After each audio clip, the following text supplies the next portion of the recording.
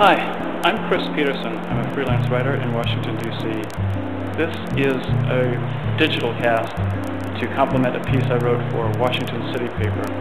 I'm in the Luce Foundation Center at the Smithsonian American Art Museum, and I'm going to go through it to show some things I mentioned in the piece and also some things that I think are fantastic. But before we do that, I'm going to go down to some things that I hate. I'm in the American Experience Gallery of the Smithsonian Museum of American Art. This is a painting by William Merritt Chase, and it typifies a lot of the 19th century American frontier and Western views. It's a great piece, easy to relate to, but right over here beside it, we've got Walt Whitman telling us how important it is and how important democracy is. Here's another. This is Dover Plain, Dutchess County, New York by Asher B. Durand, and it's another sky painting, and it's a fantastic inspiration. And yet, right here, we have the museum telling us that we're in an abode of a great nation, yet unborn, by Alexis de Tocqueville, as big as the large portraits. I'm at the National Museum of Natural History. I'm going to go into the mammal halls. Here we go. We've got a moose right here, and then a whole bunch of gray space up to the giant panda. Down here, a white rhinoceros, and right above it, the flying bat. There's the prize, but it's hard to find. It's the leaping tiger, and the back half of it is largely obscured, and its immense length is only visible if you apply direct attention. Here's its plaque. As it says, look way up. It's gray. We've got sounds coming on and off, a few lights going on in the back of the screen. Televisions on the floor, that's what we need. We've got gazelles walking on the same terrazzo flooring that I'm walking on now. I'm back at the Luce Foundation Center. There's a trend in museums today to tell you more than you need to know, and that's what my piece is all about. Plenty of times in museums they'll tell you a lot of information and tell you how great a piece of art is. The great thing about the Luce Foundation Center, where I am now, is that it's called a visual storage unit. And that means the things in these small corridors and sides are things that didn't make it into the big galleries and didn't get a lot of the effort that the museum likes to put into its presentation. These pieces are just packed together in small spaces without any description and without any glory added by quotations and grandeur. Instead, it's a place to wander in the old style of a museum experience, where you look at things and relate to them and think of them on your own. This is one of the small corridors off to the side of which the Luce Foundation Center is entirely formed. And you can see here that frame to frame, pictures are packed together, and you can look at them and find things that you think are neat, and then move on, and there isn't any kind of telling of what to follow. I'm in one of my favorite spots now with the collection of walking sticks that the Smithsonian American Art Museum has. According to the museum, most of these were given by one collector who put effort into them, and there's in each one a huge variety of its head as well as its body. Here we've got a lizard biting the head of a snake. The rest of the stick is a snake. This is one of my very favorite pieces in the museum in its entirety. It's Bible Flying number 1805 by Harold Finster. You can see in it a Delta Airlines jet, and it's highly detailed.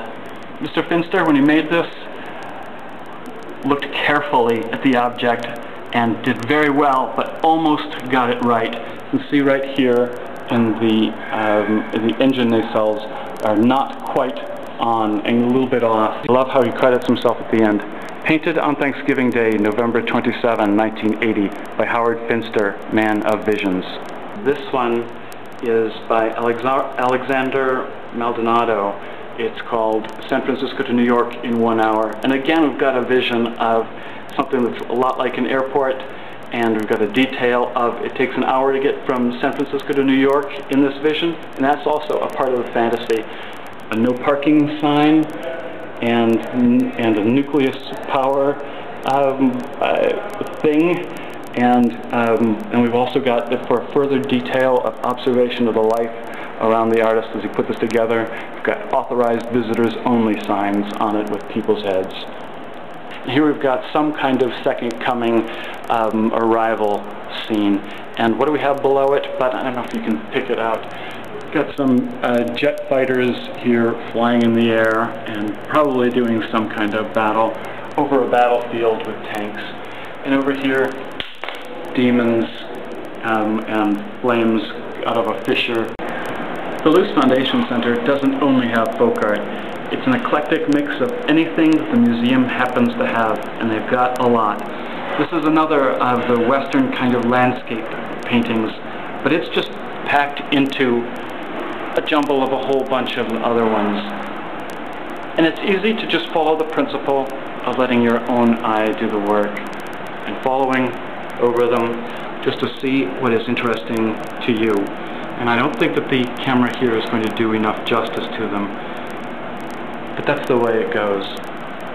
Who hasn't seen an underpass just like this that looks like 4 in the morning and silence in the middle of the night? Here we have the Midwestern grain stacks and grain elevators. We've got a hidden gem like this one by an unknown artist, and we look at it from this side. It's a portrait of Thomas Jefferson. As I move in front of it, the louvered edges of it reveal another portrait, another character in it, and I'm sorry about my reflection in it, but there's another character here. As I move on further, see a third person here. So it's a triple portrait because the painting is a bunch of louvers. This guy in a military tunic with a full head, neck, and thorough covering stocking cap, and it's a bronze, and I love the fact that somebody said, I want your portrait in a bust, and keep the stocking cap on. This display is how the Luce Foundation Center puts together its collection of design jewelry.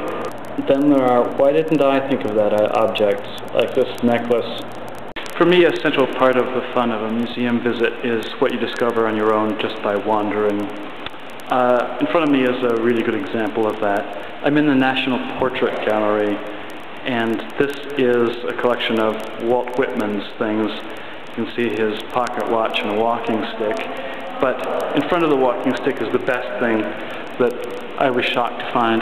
This is Walt Whitman's pen, and on it can't be read here by the digital, but it's a note that it was received from Walt Whitman on January 7, 1891. As a last note, I'm walking down the corridor toward the American Art section in the American Art and National Portrait Gallery Museum. And I've got to say, I love this building because you can get lost here.